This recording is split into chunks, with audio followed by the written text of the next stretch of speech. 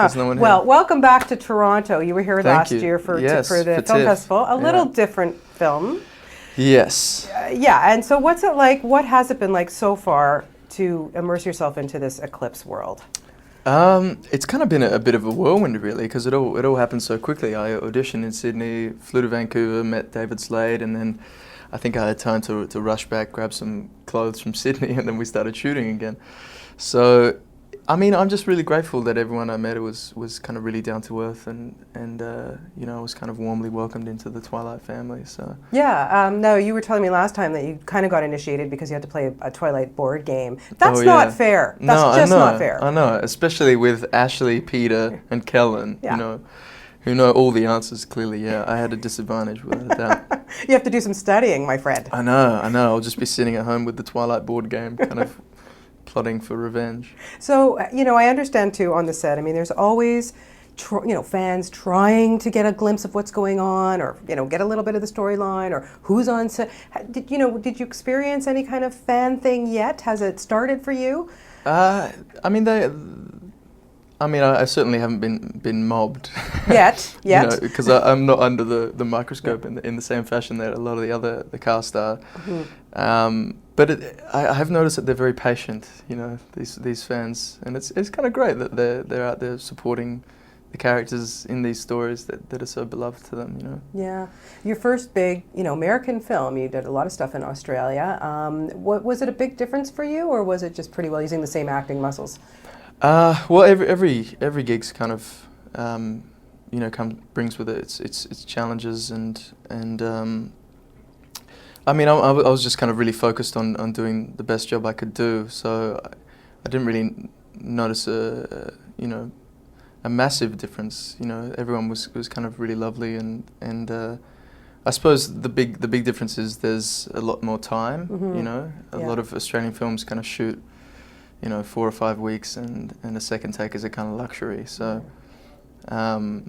it's sort of yeah. Yeah, I can imagine, especially going into something like this. And was it hard for you to find your inner vampire? I mean, he's a badass. Well, I mean, there's no frame of reference. I don't know any vampires, really? Unfortunately. So I couldn't call them up and say, hey, listen. Yeah, what do I do?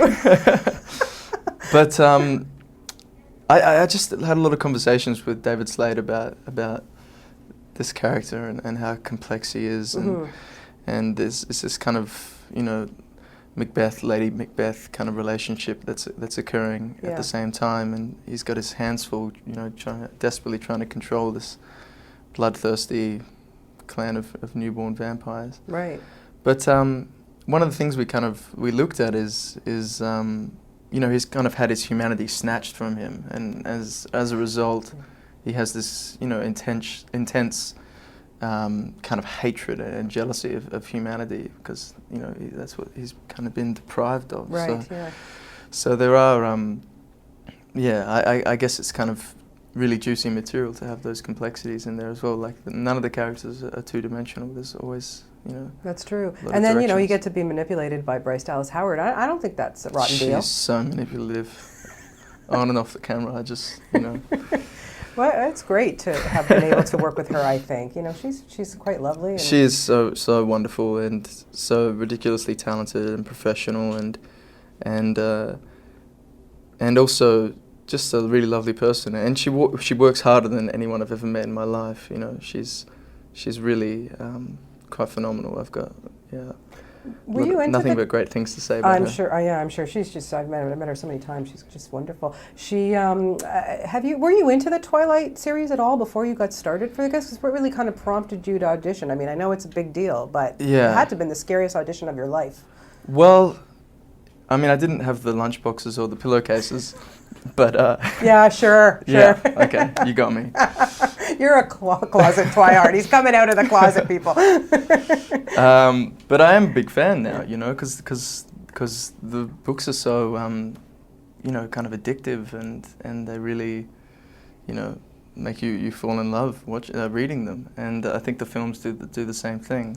But you're right. I wasn't really initiated into the kind of the Twilight universe, and the audition just kind of it just kind of came along. I mean, I've been back and forth to America and auditioning from Sydney and putting things on tape and sending them off into oblivion and never knowing you're going to get that well, call. not knowing whose desk they land on or if anyone even watches them, you know. Yeah.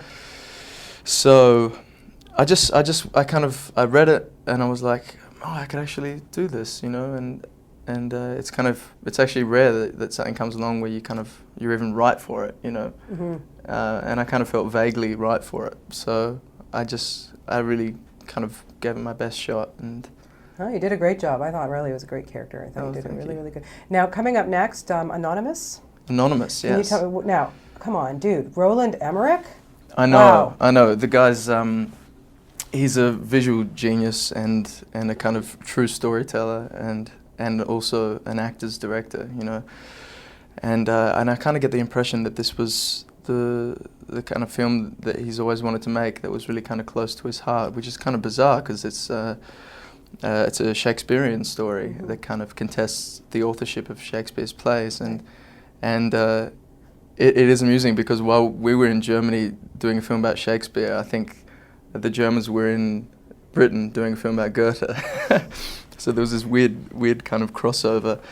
But it is a really interesting film, and it's a kind of thriller, you know, that is almost less about the authorship question and more about the relationship between art and politics. And I got to play this guy called the Earl of Southampton, who's kind of got long blonde flowing hair and really fights for what he believes in and is a kind of a patron of the theatre. So it's kind of nice to go from evil vampire to Elizabethan aristocrat.